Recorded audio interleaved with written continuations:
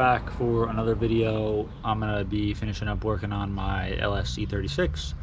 Tyler's been going to town in the garage. He's got the garage cleaned up, his, I guess, spare chassis pulled in, Subaru cleaned out.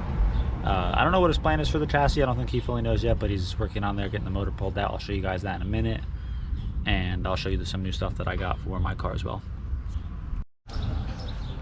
So I had a fab guy pretty close to me, maybe like 45 minutes away, non-fiction fabrication, I believe it is. I'll double check, I'll put it on the screen. I had him build me a shroud here for my radiator, for the fan, so he did a really good job. The shroud is super tight, everything's super nice. He also modified the rad to be able to obviously bolt the shroud on. Super good. So hopefully this helps solve some of my cooling issues that you guys saw we battled in the last event. The car was barely getting through a session without getting hot, so it was working, but it wasn't even too hot out. So hopefully the new rad, the new fans, the new shroud, hopefully all that completely conquers the cooling. I'll call it an issue because, again, it wouldn't last in 80, 90, 100 degree weather. So we are gonna test this thing up. I might have to notch, I think, like one of these sections of the fan here, like to clear a pulley. But we're gonna mock it up and see really quick. Let's get right into it. So this right here is what I was talking about. It doesn't appear to be hitting. Granted, the front end is just sitting on. But if I need to notch this, the plastic just a hair, I will. I'm not super worried about that little bit. Yeah, so I'm super happy with how it came out. We obviously knew when I discussed with him that, you know, make the shroud as thin as possible, and he did what he could do there. And if I have to trim it a little bit, I can, or even if I want to get a new water pump and pulley, because when I ordered this, I actually ordered the thicker of the two instead of the thinner one. So as you can see, like, there's a lot of dead space versus where the pulley actually goes on. So if I want to do that, I can always do that. So no big deal. So I got everything pretty tight, and as you can see, it does touch. So I'm gonna notch the fan out just slightly to clearance it. Nothing crazy, no big deal. So pulling the motor out of this thing? Yep, right now. Any idea what the plan is for it, or? That's fair. That's fair. I like quick did like basically what it would be to do the chassis. So like cage, sheets, harness, suspension, coil, you know, like blah blah blah. Yeah. It's like roughly 17, 18 grand. Have the motor already, so that's saves me, you know, 17 grand, give or take. But so like all in all, like full bill probably like 40, 50. I'm not sure if I'm ready to commit to that yet. Yeah, I don't know if I would, considering your current car is very capable of being a Pro-Am build. Yeah. I just want to get in something that I don't have to, like, so the gray car would stay like a seat time car basically. Yeah. Because as soon as you, like, Pro-Am's going to be max power, max grip, and that motor isn't going to last very long at that, so we'll see.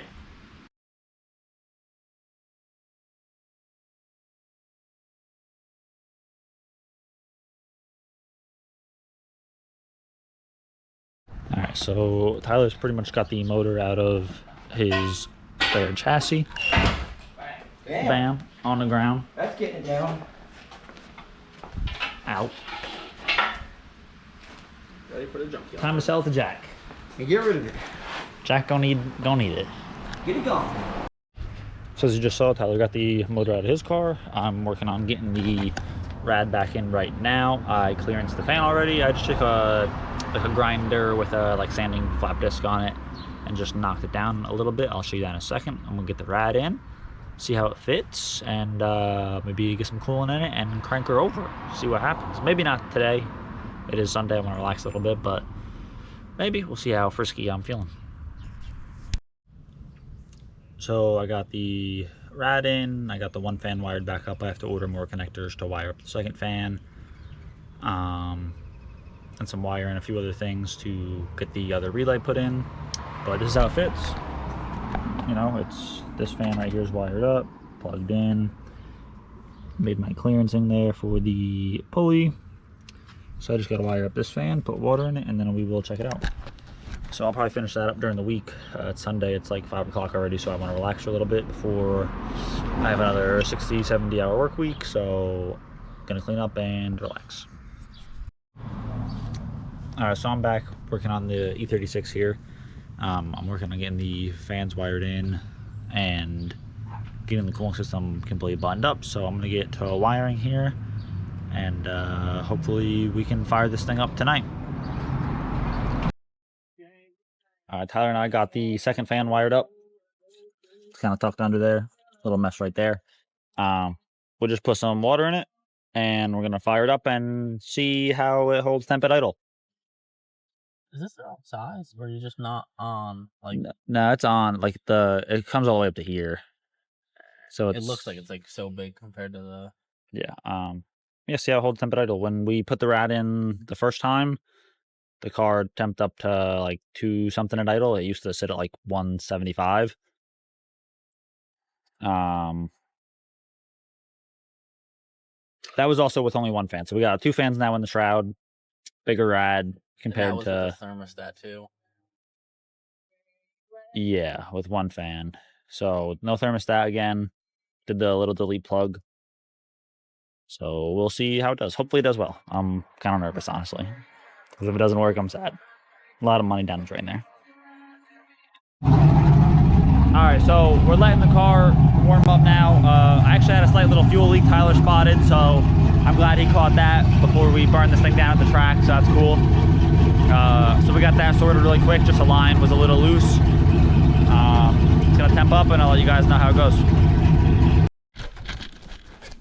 All right, so I did just check the car over. I didn't really record too much and show you guys while I was doing it with the car running, just because it's super loud and you probably wouldn't really be able to hear me.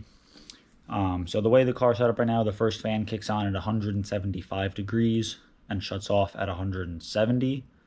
And then the second fan is 185, turn on, and kicks off at 180.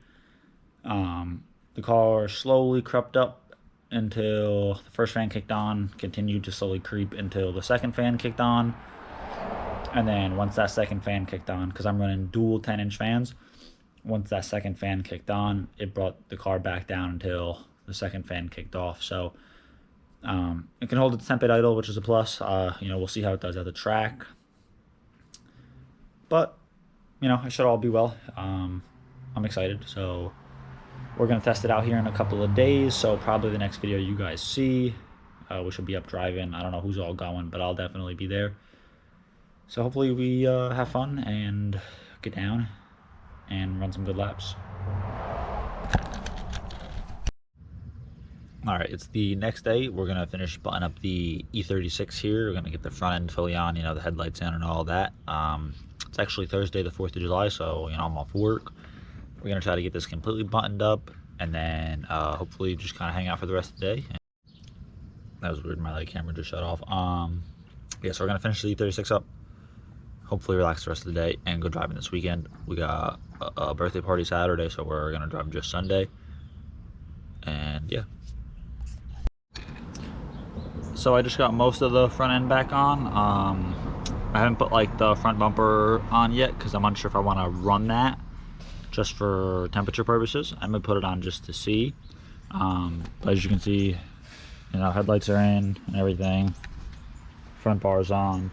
The only thing I gotta do is run that wire harness, along for the headlights. And then, yeah, that's really all I need to do to get the car to the track.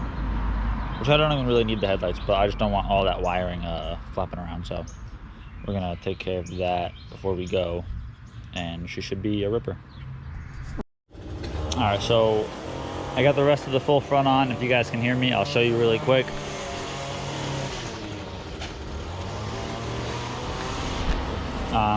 I did order a new air filter because mine is like a cheap one, and like the flange is like ripping because it didn't really fit. So I always had to like force it onto the intake. So I ordered a nice K&N one, and then I ordered a just kind of like a real coolant overflow like tank because I've been using a Fanta bottle.